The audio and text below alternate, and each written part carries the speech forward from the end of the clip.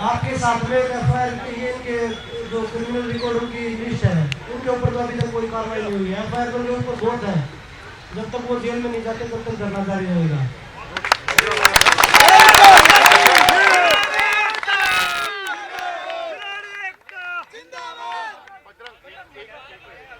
ये बात हो रही थी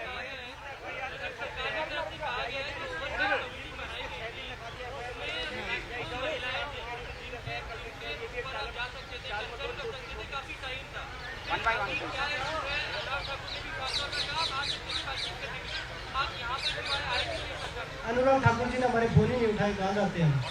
उनके अधिकारी बोल रहे थे कि साहब अभी बिजी हैं। हमने तो बहुत बार ट्राई किया उनको कॉल करने के लिए, उन्होंने बोल रहे कि हम 12 घंटे खिलाड़ियों से मिले थे। उनको पूछिए 12 घंटे में आप कितने मिनट खिलाड़ियों से मिले थे? अगर हम टोटल टाइम निकालें तो 12 मिनट मिले होंगे वो खिलाड़ियों से। अरे नीचे बैठ जाओ। और रही कमेटी की महिलाओं की बात, उनमें आपस में लड़ाई चल रही है, वो आपसी जो मतभेद उनमें, तो वो क्या खिलाड़ियों के साथ उन्होंने सारे सवाल ऊपर नीचे करके खिलाड़ियों के सोर्सेज के हिसाब से सोर्सेज के सारे को निकाल दिया कि खिलाड़ियों ने कोई सबूत ही नहीं दिया। अगर खिलाड़ियों ने सबूत नहीं दिया तो आज सुप्रीम कोर्ट ने आदेश दिया दिल्ली पुलिस को कि एफआईआर की जानी चाहिए।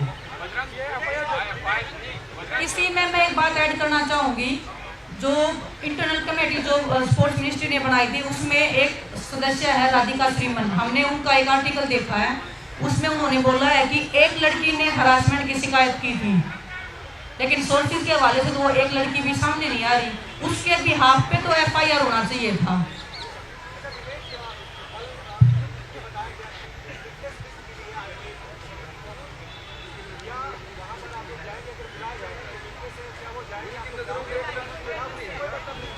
देखिए, उच्च न्यायालय के सामने ये मामला जा चुका है।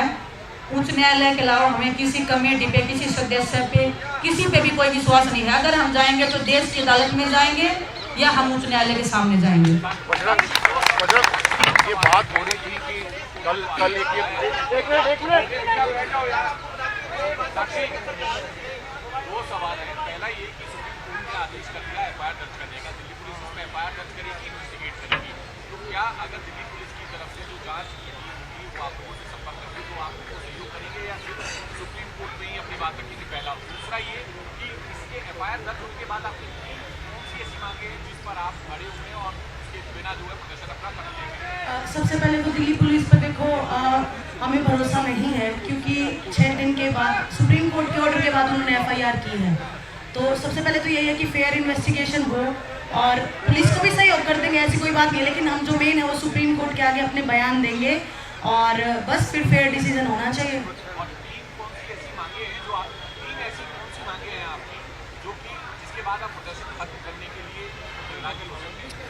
सबसे जैसे अभी डिस्कस हुआ ही है कि उसके जो सारे पदों से उसको हटाया जाए, जैसे भी जो भी अभी कार्रवाई होगी और उचित जो सज़ा होगी वो जेल में जाना चाहिए। ये सारी चीज़ें वो इन्वेस्टिगेट करके जो भी उसके लिए उचित सज़ा होगी वो होनी चाहिए। उसके बाद हमारे जो बड़े बुजुर्ग सब बोलेंगे, क्योंकि सब ने इतना साथ दिया है हमारा, उसके बाद ही हम धरना खत्म करेंगे, वरना हम यहाँ से नहीं हिलने वाले।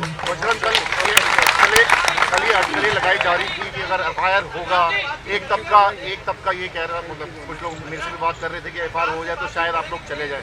तो आप आज जो डिसीजन लेने से पहले आप लोग ने इस बारे में डिस्कस किया?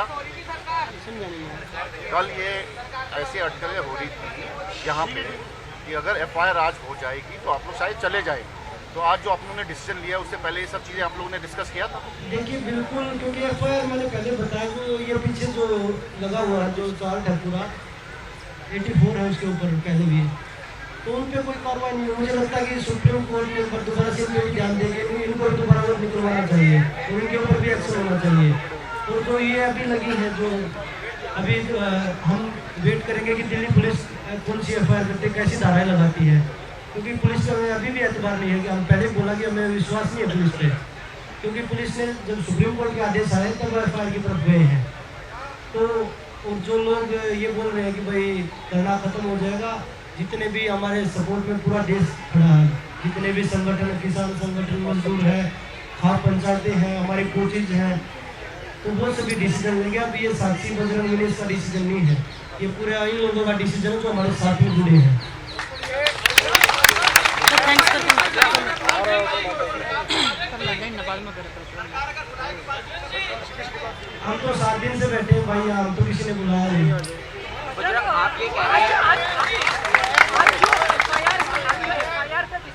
उसके साथ में ये भी बोला गया है कि जो माइनर है उसको सिक्योरिटी प्रोवाइड की जाए और आप लोगों को भी अगर जरूरत पड़े तो दिल्ली जी पुलिस देखिए, बिल्कुल मैं आपको ये बताना चाहूँगा कि सभी खिलाड़ियों को, जो इसमें मुख्य चेहरा है, उन सभी को भी सिक्योरिटी की बहुत ज़्यादा ज़रूरत है। और जिन खिलाड़ियों ने कंप्लेंट की उनको भी सिक्योरिटी की बहुत ज़्यादा ज़रूरत है, क्योंकि वो बोलते हैं मर्द आदमी कुछ भी कर सकता है, तो उसके सारे रास्ते बंद होते जा रहे हैं, कुछ भी करवा सकते हैं, क्योंकि वो खुद बाहुबली है। आप सबका बहुत बहुत धन्यवाद जो भी अभी तक आए हैं हमारा समर्थन करने, और ऐसे ही हमारा समर्थन करने आते रहो। और फाइनल डिसीजन जो हमने बता ही दिया है कि अभी धरना चालू रहेगा। आप सभी का बहुत बहुत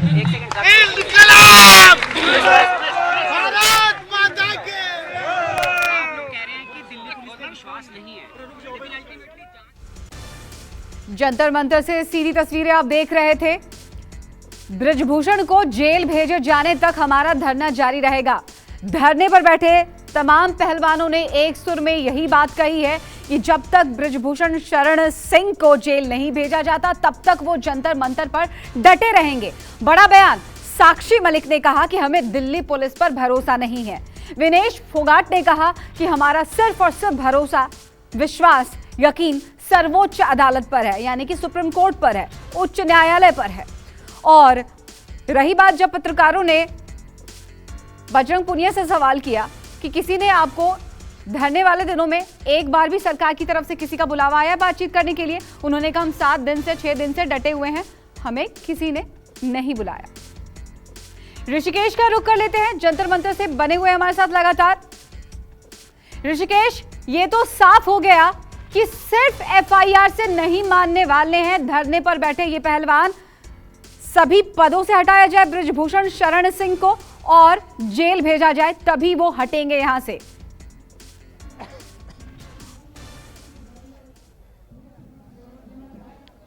जी देखिए, बिल्कुल अब जब प्रेस कॉन्फ्रेंस खत्म हो गई है तो थोड़ी देर के बाद जो इनकी लीगल टीम है वो सुप्रीम कोर्ट के वकील के साथ एक अहम बैठक करने वाली है और उसमें आगे की रणनीति तय की जाएगी।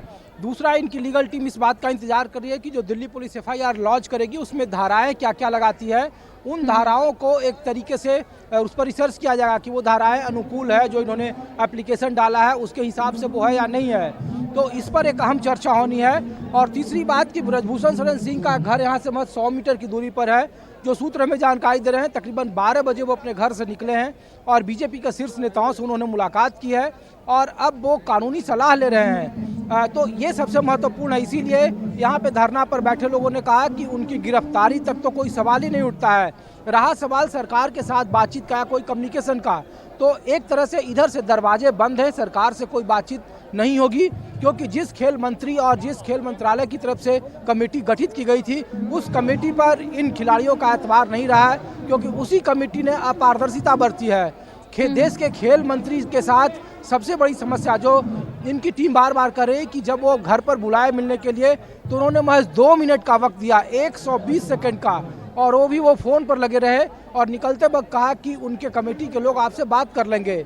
तीसरा, जो पीटी उषा ने जो बयान दिया है उससे भी ये आंदोलन थोड़ा और ज़्यादा भड़का हुआ दिख रहा है, क्योंकि पीटी उषा ने जिस तरीके से अपने कोचिंग पर जिस तरीके से जब कुठाराघात हुआ था और जब वो मीडिया के सामने रोई थी, तो इन खिलाड़ियों का कहना है कि वो इनके सेंटीमेंट का भी ख्याल करें, वो सिर्फ अनुशासनहीनता बता रहे हैं और फिर देश की इमेज खराब करने का बात कर रहे हैं। तो जो सरकार का पूरा सिस्टम है अलग अलग, वो कम से कम इस धरना पर बैठे खिलाड़ियों के साथ कम्युनिकेट करने में असफल रहा है। एक नहीं, कई स्तर पर थोड़ी देर के बाद एक अहम बैठक होगी इनके लीगल टीम के साथ और जो धाराएं लगाई गई, क्योंकि उसमें पॉस्को सबसे महत्वपूर्ण धारा है, क्या पॉस्को की धारा लगती है नहीं लगती है, उसके बाद पुलिस गिरफ्तारी को लेकर के आगे बढ़ाती है।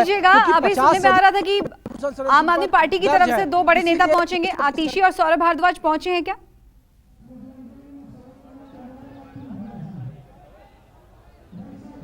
नहीं, अभी उनके आने का समय हो गया है, चूंकि प्रेस कॉन्फ्रेंस चल रही थी तो ये तस्वीर मैं दिखा रहा हूँ आपको। अब से थोड़ी देर के बाद आतिशी और सौरभ भारद्वाज यहाँ पहुँचने वाले हैं और न केवल वो बल्कि बहुत सारे जो लोग हैं वो भी यहाँ पे पहुँचेंगे।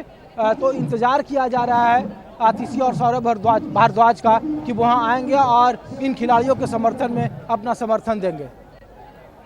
जी एक और बात आपसे जानना चाहेंगे ऋषिकेश, अभी आपने बातों बातों में जिक्र किया कि दोपहर 12 बजे ब्रजभूषण निकले हैं अपने आवास से और बीजेपी के शीर्ष नेताओं से मुलाकात कर रहे हैं लगातार। जाहिर सी बात है अपने आप को बचाने की पूरी कोशिश कर रहे होंगे वो। हमें ये समझाइएगा, देखा जाए तो ये भारतीय जनता पार्टी के दामन पर भी बहुत बड़ा दाग होगा, क्योंकि बड़ा स्लोगन है, बड़ा नारा है, बेटी बचाओ बेटी पढ़ाओ।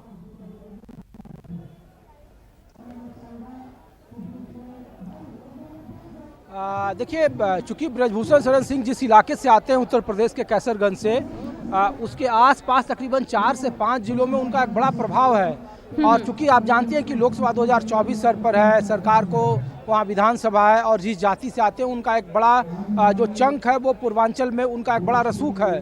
तो ये बीजेपी का स्थानीय नेतृत्व और केंद्रीय नेतृत्व भी जानता है कि अगर ब्रजभूषण सिंह अगर अव्यवस्थित रहे या उन पर उस तरीके से पार्टी ने उनका साथ नहीं दिया तो काफ़ी मुश्किलों का सामना करना पड़ेगा उन इलाकों में, क्योंकि अयोध्या से